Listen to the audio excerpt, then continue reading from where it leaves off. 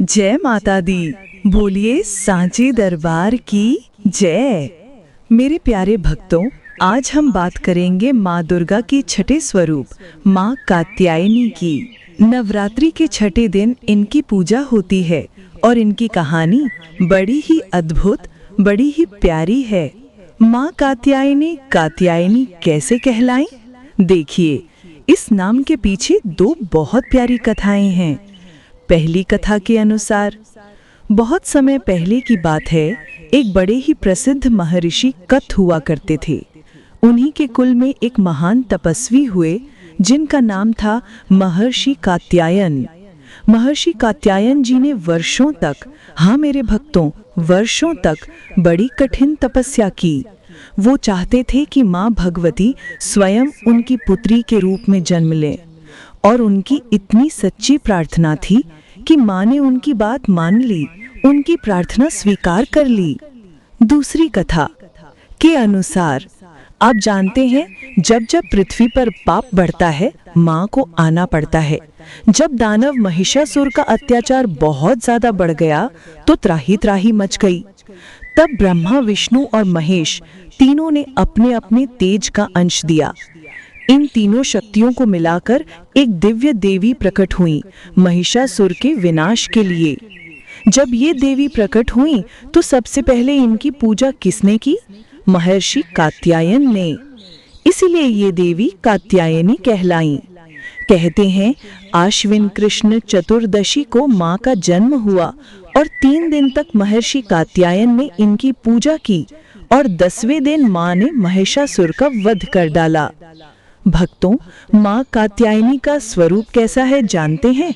अत्यंत चमकीला और भास्वर। मतलब इनके तेज के आगे तो सहस्त्रों सूर्य भी फीके पड़ जाएं। इनकी 4 भुजाएं हैं। दाईं तरफ का ऊपर वाला हाथ भक्तों को अभय देता है और नीचे वाला हाथ वरदान देता है। बाईं तरफ के हाथों में तलवार है और कमल पुष्प सुशोभित है। और माँ का वाहन क्या है? बलशाली सिंह। ये माँ अमोघ फलदायिनी है। मतलब इनकी कृपा कभी खाली नहीं जाती। इनकी पूजा करने से व्यक्ति को बड़ी आसानी से अर्थ, धर्म, काम और मोक्ष, ये चारों फल मिल जाते हैं। और हाँ, जो हमारी कुंवारी कन्याएं हैं, वो सच्चे मन से माँ की पूजा करें तो उनके विवाह में आने वाली सारी रुकावटें दूर हो जाती हैं और उन्हें सुयोग्य वर की प्राप्ति होती है। याद है आपको, द्वापर युग में ब्रज की गोपियों ने भी भगवान श्री कृष्ण को पति रूप में पाने के लिए माँ कात्यायनी की ही पूजा की थी। इसीलिए ये ब्रज मंडल की अधिष्ठात्री देवी भी कहलाती हैं। जो सच्चे मन से माँ को याद करता है, उसके रोग, शोक, संताप, भय सब कुछ हमेशा के लिए खत्म हो जाते हैं। इसीलिए मेरे प्यारे भक्तों, जन्म जन्मांतर के पापों को नष्ट करने के लिए हमें माँ कात्यायनी की शरण में जाना चाहिए। अब एक और सुनिए पौराणिक कथा। पृथ्वी पर एक अत्यंत बलवान राक्षस रहता था जिसका नाम था महिषासुर।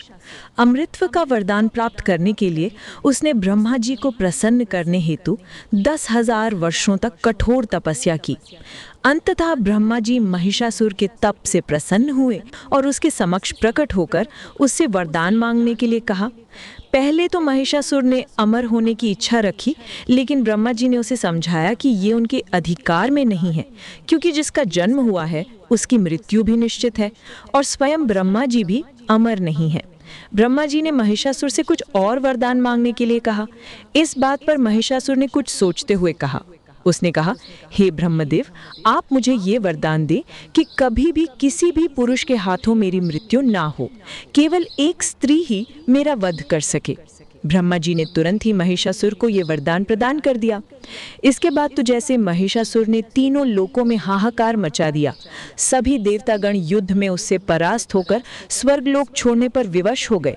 आखिर अब इस राक्षस का अंत कैसे होगा? सभी देवतागण इस पर विचार विमर्श करने लगे। यहाँ तक कि भगवान शिव और भगवान विष्णु ने भी महिषासुर से युद्ध किया था, लेकिन ब्रह्मा जी के वरदान के कारण वे भी उसे परास्त नहीं कर सके। उसके बाद सभी देवी देवता एकत्रित होकर त्रिदेव के समक्ष प्रार्थना करने के लिए गए, जिन पर इस संपूर्ण ब्रह्मांड का कार्यभार है। जैसा कि ब्रह्मदेव ने महिषासुर को वरदान दिया था कि उसकी मृत्यु केवल स्त्री के हाथों ही हो सकती है, तो त्रिदेव ने सोचा कि क्यों न एक शक्तिशाली स्त्री को उत्पन्न किया जाए जो कि महिषासुर का वध कर सके। सभी देवता भी इस सुझाव में सहमत हो गए और इसके बाद ब्रह्मा, विष्णु और महेश ने अपनी शक्तियों को मिलाकर एक दिव्य और अलौकिक स्त्री को उत्पन्न किया। स्त्री का रूप अत्यंत भयंकर और तेजस्वी था। वो सिंह पर सवार थी। सभी देवताओं ने इस दिव्य स्त्री को अमोघ आशीर्वाद प्रदान किए और स्त्री का नाम था देवी कात्यायनी। युद्ध में जाने से पूर्व सभी देवताओं ने देवी कात्यायनी को दिव्य अस्त्र शस्त्र प्रदान किए। भगवान शिव ने उन्हें अपना त्रिशूल दिया, तो वहीं भगवान विष्णु ने सुदर्शन चक्र दिया। ब्रह्मदेव ने उन्हें एक जल पात्र और माला प्रदान की, तो वरुण देव ने उन्हें एक शंख दिया। देवराज इंद्र ने उन्हें अपना वज्र प्रदान किया और वायुदेव ने एक दिव्य धनुष दिया। अग्निदेव ने उन्हें एक दिव्य बाण प्रदान किया और सूर्यदेव ने एक तरकश।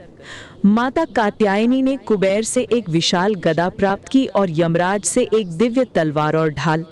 विश्वकर्मा ने उन्हें युद्ध में प्रयोग करने के लिए एक कुल्हाड़ी दी और इस प्रकार सभी देवताओं के आशीर्वाद से संपन्न होकर देवी कात्यायनी ने महिषासुर को युद्ध के लिए चुनौती दी।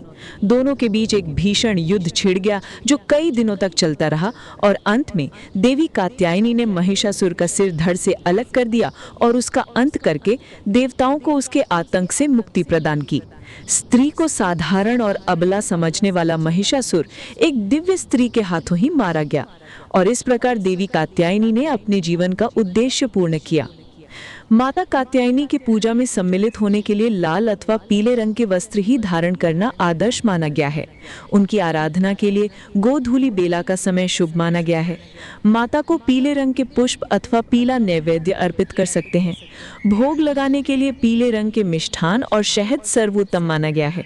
ऐसा कहा जाता है कि माता कात्यायनी की आराधना कुंवारी कन्याओं के लिए विशेष रूप से लाभदायक है और कुछ लोगों का ये भी मानना है कि जो कुंवारी कन्याओं को विवाह संबंधी समस्या आती है उसमें देवी कात्यायनी उनकी सहायता करती हैं। और हम श्रीमद् भागवत में ये भी सुनते हैं कि श्रीमती राधा रानी और अन्य व्रज की गोपियों ने भी भगवान श्री कृष्ण को अपने वर के रूप में प्राप्त करने के लिए देवी कात्यायनी का व्रत किया था। तो ये थी आज की कथा। अगर आपको ये कथा पसंद आई हो तो इसे लाइक करना ना भूलें और यदि आपके मन में भी माता रानी के लिए प्रेम है तो सब्सक्राइब करें ताकि आने वाली नवरात्रि की कथाएं भी आपको सही समय पर मिलती रहें। चलिए मिलते हैं कल एक नई कथा के साथ।